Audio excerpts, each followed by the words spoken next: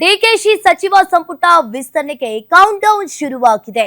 ನಾಳೆ ನೂತನ ಸಚಿವರ ಪ್ರಮಾಣ ವಚನಕ್ಕೆ ವೇದಿಕೆ ಕೂಡ ಸಜ್ಜಾಗಿರುವಂತದ್ದು.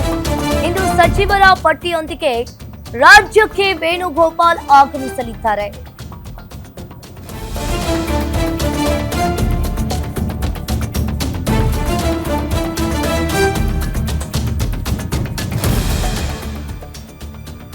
ಇನ್ನು ಒಂದ್ ಕಡೆ ಸಚಿವ ಸಂಪುಟ ವಿಸ್ತರಣೆಗೆ ಕೌಂಟ್ ಡೌನ್ ಕೂಡ ಶುರುವಾಗಿರುವಂತದ್ದು. ನಾಳೆ ನೂತನ ಸಚಿವರ ಪ್ರಮಾಣ ವಚನಕ್ಕೆ ವೇದಿಕೆ ಕೂಡ ಸಜ್ಜಾಗಿದೆ.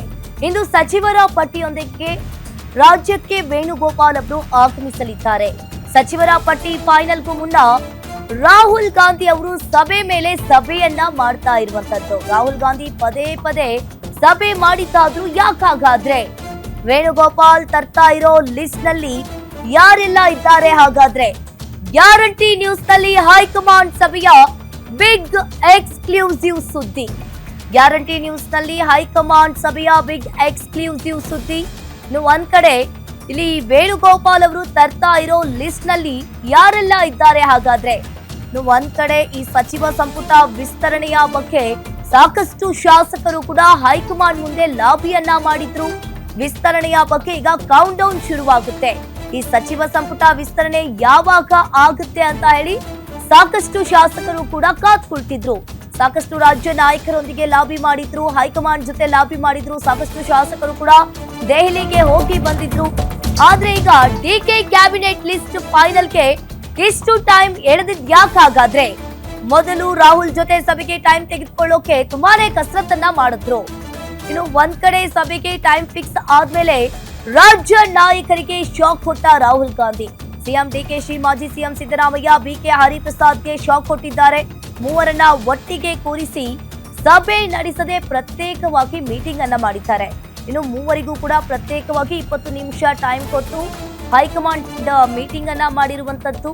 ಇನ್ನು ಪಟ್ಟಿ ನೋಡಿ ಒಂದೊಂದೇ ಹೆಸರು ಹೇಳಿ ವಿವರಣೆಯನ್ನ ಕೇಳಿದ್ದಾರೆ ರಾಹುಲ್ ಗಾಂಧಿ ಅವರು. ಆ ಸಮುದಾಯದಲ್ಲಿ, ಆ ಜಿಲ್ಲೆಯಲ್ಲಿ ಇವರೇ ಯಾಕೆ ಬೇಕು ಅಂತ ಹೇಳಿ ರಾಹುಲ್ ಗಾಂಧಿ ಅವರು ಈಗ ಎಲ್ಲ ಆ 3 ಜನ ನಾಯಕರ ಮುಂದೆ ಪ್ರಶ್ನೆ ಮಾಡಿದ್ದಾರೆ. 70 ವರ್ಷ ದಾಟಿದವರಿಗೆ ಸಚಿವ ಸ್ಥಾನ ಕೊಡೋದ್ರಿಂದ ಪ್ರಯೋಜನ ಆದ್ರೂ ಏನ್ ಸಿಗುತ್ತೆ, ಪ್ರಯೋಜನ ಆದ್ರೂ ಏನು ಅಂತ ಹೇಳಿ ಆ ನಾಯಕರ ಮುಂದೆ ಪ್ರಶ್ನೆ ಮಾಡಿದ್ದಾರೆ ರಾಹುಲ್ ಗಾಂಧಿ ಅವರು.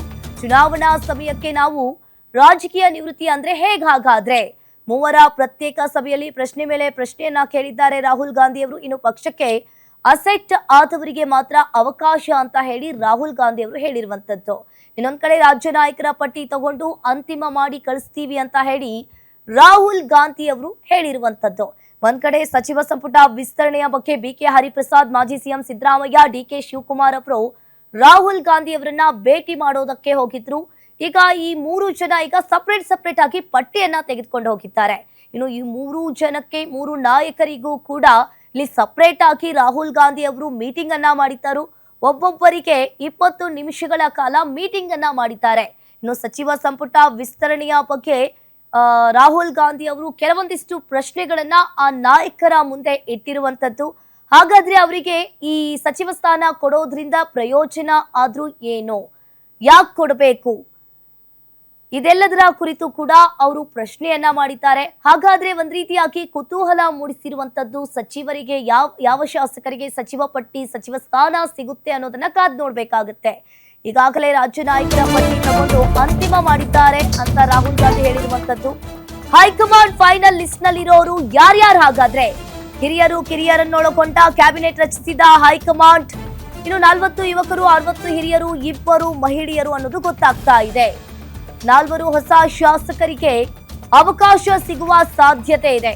ಇನ್ನು ಪೊನ್ನಣ್ಣ, ನಯನ, ಮೋಟಮ್ಮ, ಪ್ರದೀಪ್, ಈಶ್ವರ್ ಹಾಗೆ ಅನ್ನಪೂರ್ಣ, ತುಕಾರಾಂ, ಶ್ರೀನಿವಾಸ್ ಮಾನೆ ಬಗ್ಗೆ ಹೈಕಮಾಂಡ್ ಕೂಡ ಈಗ ಚರ್ಚೆ ಮಾಡಿರುವಂತದ್ದು. ವೇಣುಗೋಪಾಲ್ ಭೇಟಿಯ ಬಳಿಕ ಈಗ ಸ್ಪಷ್ಟ ಚಿತ್ರಣ ಕೂಡ ಸಿಗಲಿರುವಂತದ್ದು. ಇಂದು ರಾತ್ರಿ ಇಲ್ಲ ನಾಳೆ ಬೆಳಿಗ್ಗೆ ಸಿಎಂ ಕೈ ತಲುಪಲಿರುವ ಪಟ್ಟಿ. ಇನ್ನು ನಾಳೆ ಸಂಜೆ 4 ಗಂಟೆಗೆ ನೂತನ ಸಚಿವರ ಪ್ರಮಾಣ ವಚನ ಕಾರ್ಯಕ್ರಮ ಆಗುತ್ತೆ. ಹೈಕಮಾಂಡ್ ಫೈನಲ್ ಲಿಸ್ಟ್ ನಲ್ಲಿ ಯಾರ್ಯಾರಿದ್ದಾರೆ? ಹಾಗಾದ್ರೆ ಈಗಾಗಲೇ 4 ಹೊಸಬ ಸಚಿವರಿಗೂ ಕೂಡ ಅವಕಾಶವನ್ನ ನೀಡಬೇಕು ಅಂತ ಹೇಳಿರುವಂತದ್ದು.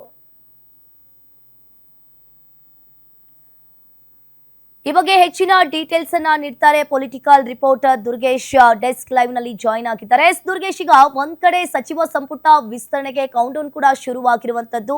ಇನ್ನು 3 ಜನ ನಾಯಕರನ್ನ ಮುಂದೆ ಕೂರಿಸಿಕೊಂಡು 20 ನಿಮಿಷಗಳ ಕಾಲ ಇಲ್ಲಿ ರಾಹುಲ್ ಗಾಂಧಿ ಅವರು ಮೀಟಿಂಗ್ ಅನ್ನ ಮಾಡಿದ್ದಾರೆ.